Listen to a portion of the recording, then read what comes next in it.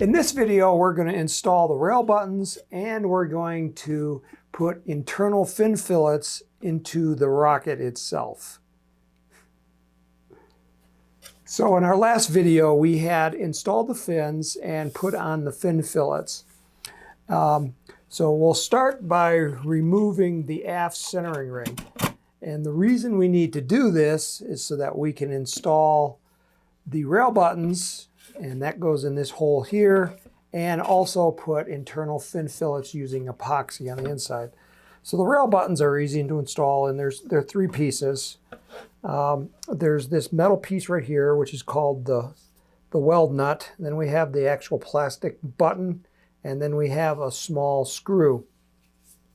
So to install these, stick your hand inside and put the rail button through the hole like that.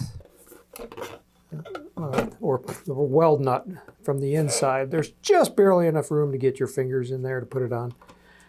Stick the rail button on it and then drop the screw in, and you got to hold it until you get the threads started.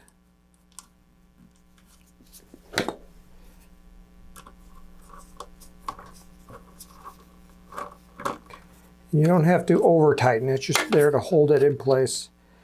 And center it up in the hole. My holes here, this is the prototype tube, and they made my holes a little bit too big. On yours, it's going to be perfect.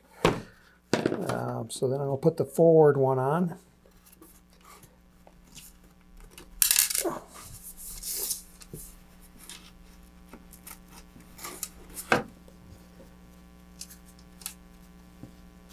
And if you look closely at the rail button, one side is flat and the other side is recessed for the screw. So obviously you'll figure it out pretty quick, which direction is which.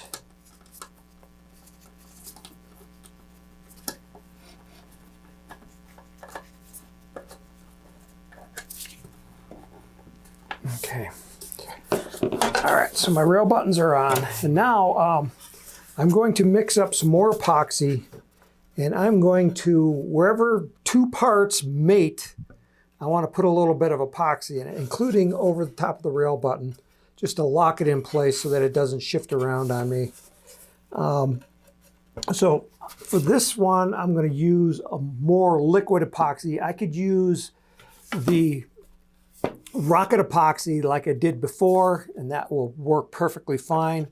I'm just going to try something different here just to show you that it does work. So I'm going to mix this up and then we'll be right back.